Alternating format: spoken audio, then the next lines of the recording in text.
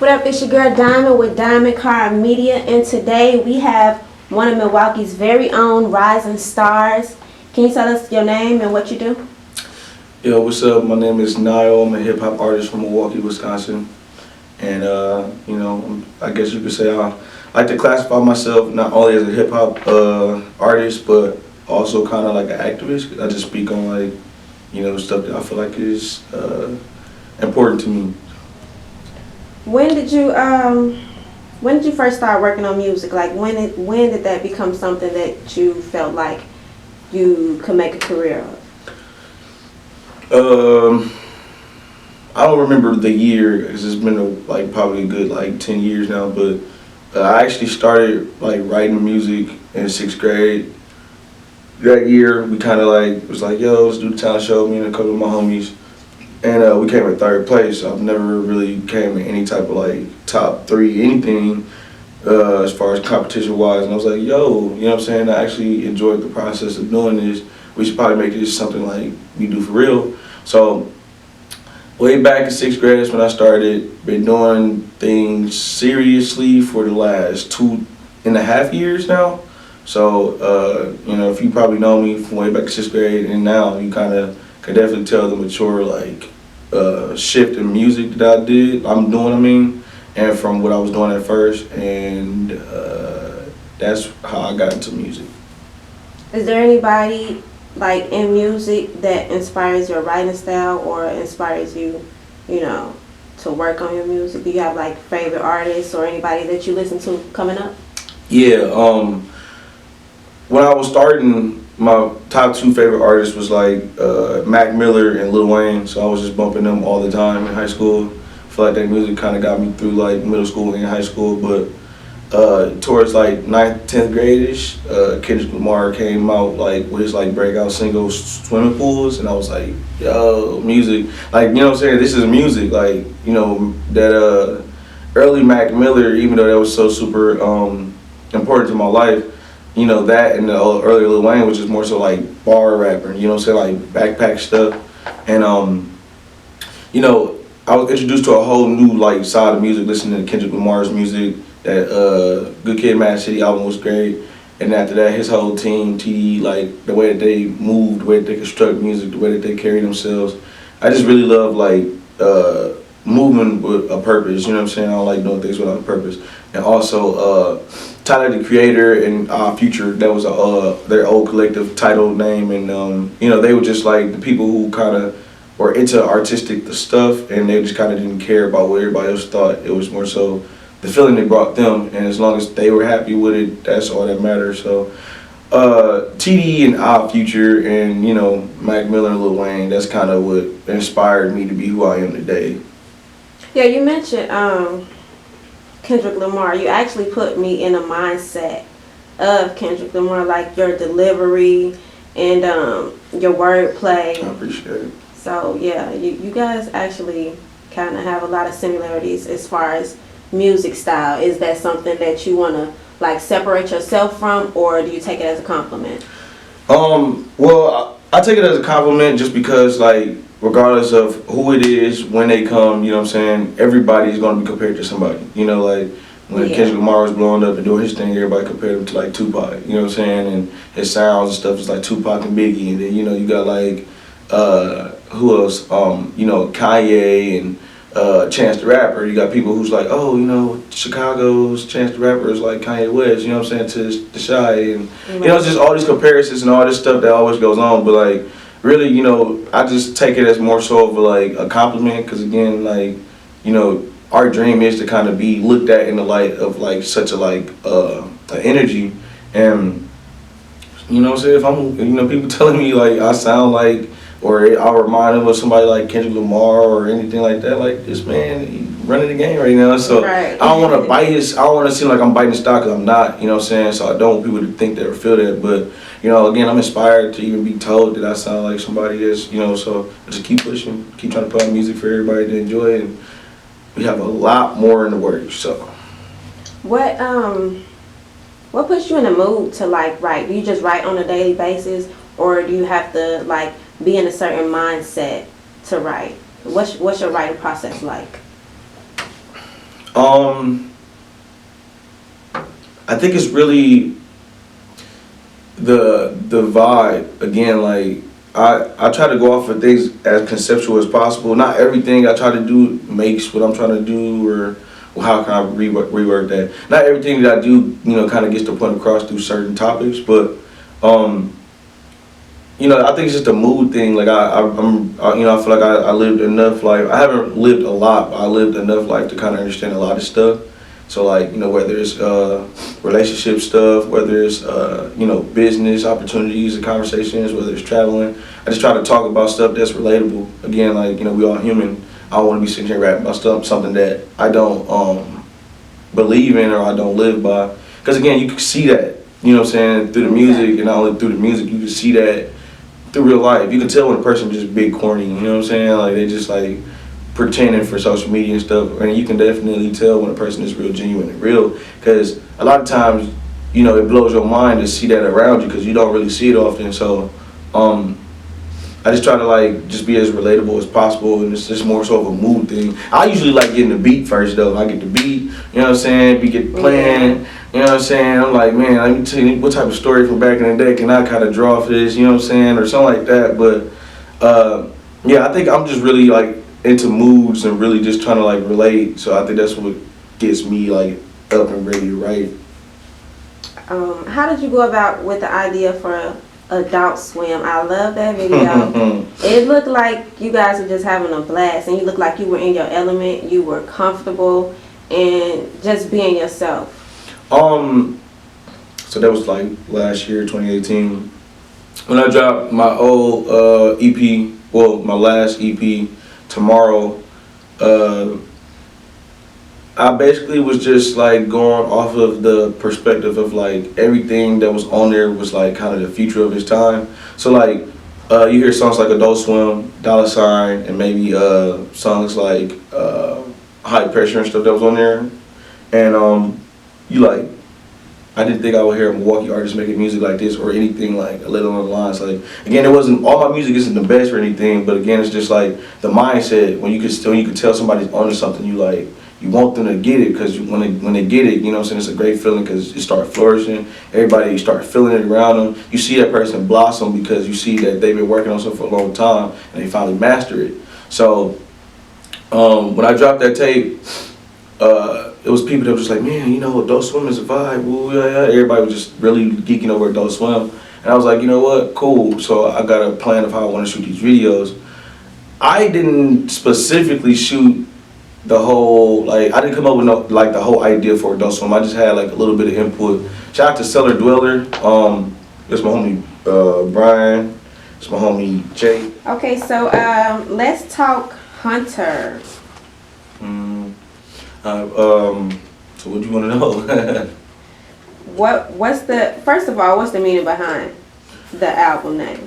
I found it because I'm into like artistic stuff, so like anime and like just illustrated things, and it was my favorite show. It's an anime show. It's called Hunter x Hunter, and in the process of me working on Hunter, like the project, I was listening to the beats and the music selections I was getting on top of watching the show, and I didn't have a title for the project. I'm like, man, I want to kind of do something that's like, for my people, Right. my people as far as the nerds, but at the same time, like for people who just listen to music that actually supports me. And I was like, maybe I should call this Hunter and like just have like certain like life messages, like things that you learn while watching the show, you like kind of interpret through this project. And songs like Epitome came about, songs like Grit, songs like I love Grit. I appreciate that.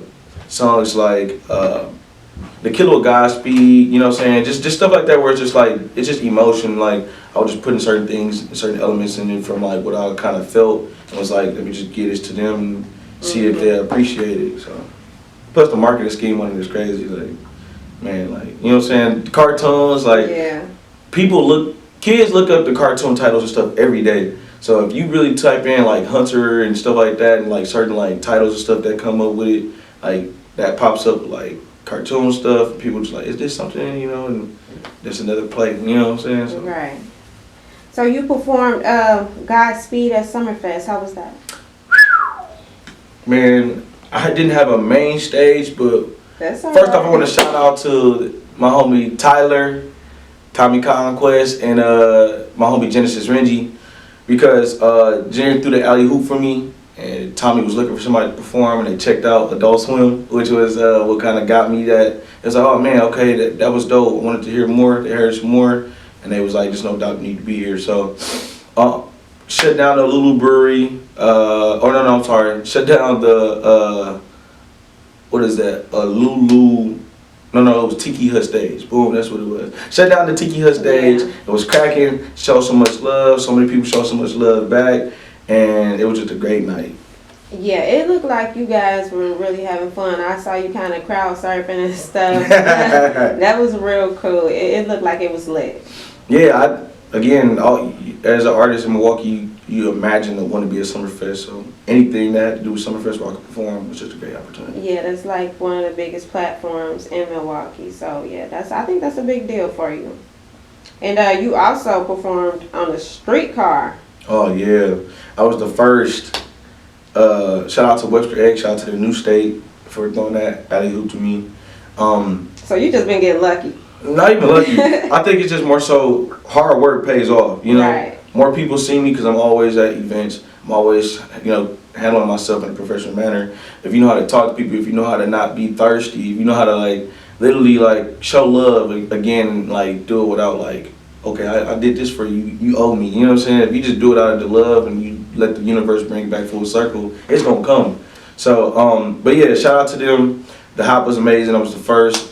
A couple of categories. First hip hop artist to do it in Milwaukee here. First African American artist to do it here. Wow. First person to do it on a moving car. You know what I'm saying? It's just a lot of different little categories. Just I don't champion as much because again, when you go back in history and somebody else do it after me, you get to see that. So. Right. I think that was a really big deal, and that was cool for me to watch you, on TV, on the news doing it. I'm like, okay. Yeah, I appreciate that, and it was just, that was just crazy. That whole night was crazy, it was just crazy. But I do appreciate all of that, and I appreciate every opportunity. That's what's up. Now, one of the most popular music scene here in Milwaukee is the slap music. Mm. How do you feel about not being a part of that? You just in your own lane. And most of the rappers here in Milwaukee, they do the slap music vibe. What's your take on that? I'll tell them keep doing it because again, it's two different worlds in Milwaukee. Actually, it's you get the creatives and then you get slap music, which is the streets. So again, if I can really compare both the sides, you get your MTV and you get your BET. You know what I'm saying? Right. And we need all type of music, regardless of people watch this interview and be like, who is this dude? He's lame. Don't really like his music. Cool. You know what I'm saying? But I'm just here for the culture of Milwaukee. You know what I'm saying? I'm here for the kids that's like me. I'm not here for you. So I think it's good because, again, everybody deserves to hear some little chicken in the club. You know what I'm saying? And at a coffee shop, probably some Webster X or Ishtar. You know what I'm saying? You need the diverse energy, diverse music at all times because that's just who we are. That's how we make our city. We kind of show everybody we can be different and give everybody different elements of the hip hop music here. So in the scene here. So I'm happy with being different. I'm happy with being just a part of the Milwaukee scene. Period. Right. What do you want people to take from your music? To not be afraid to be themselves. I'm doing my personal goal. I'm doing this for the kid like me and the next generations to come. I know it was somebody like me who was embarrassed one day on stage or really loved music or art and was like, I want to express it in a way. So if anybody hear my music, I guess if your intent is not anything other than that, that's on you. But my intent is to inspire people in the next generation like me to want to create, want to do it their way, and to just have fun doing it. Okay. What can we expect from you in the near future? Working on a new body of work right now. Can't really tell y'all when it'll be released because We got some surprises coming. More traveling. Hopefully I'll be touring some more next year, like a lot more than what I'm doing right now. And probably more appearances. Plus, my group Fat Nerds is working really hard, so we'll be dropping a lot of music in the near future as well. So just a lot of new collabs, a lot of new music. Now, are you signed or are you doing everything independent? And if you're not signed, like, would that be something you consider? I'm doing everything independent. I'm not signed. I definitely would love to get signed one day, but the deal has to sound right. Everything has to be right on the table for me. I don't want just like, oh, here's some money. Because again, that same money that throw you right in your face will be what you have to pay back. Right. And I'd rather, know I'm getting my master's, know that, I'm getting a good amount of money, knowing that I got like interviews and everything lined up, knowing that I won't be shelved when I get signed as an artist. And yeah,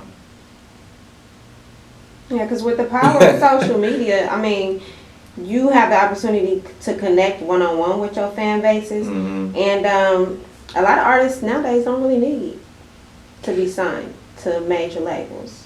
Yeah, but I think I'm gonna make this short because I don't want to really expand on that. It's a whole other topic too. But it's kind of weird how like us as artists kind of painted this bad image over the industry. Because again, you got the good side, you get the bad side, but labels and stuff, the reason why the stuff like that are in the contracts is because like they paying for your studio time. You know what I'm saying? They paying for your touring. They paying for like your appearances. So like to a degree, like you do kind of own some of that back. Not own, but like you owe some of that back. You know what I'm saying? But even to a degree, though, that don't mean you can get messed over by anybody. But Right. yeah, I think we kind of painted a lot of things bad. But yeah, social media has definitely been an easy way to go about things. Not everybody needs a management and a whole team to kind of project and do things they need to. But I feel like a lot of people do, and that's why you see a lot of artists who will come out like Double XL or something like that. One good year, what I'm saying, have a nice run, just hit songs, Billboard records, all that. You never hear about them after that year. You know what I'm saying? Like they just go ghost, they drop. So yeah. Tell everybody where they can find you at, where they can find your music, your social media. Yo, it's your boy Nile. It's spelled Nilex Nile all together. You can find me on streaming platforms at that.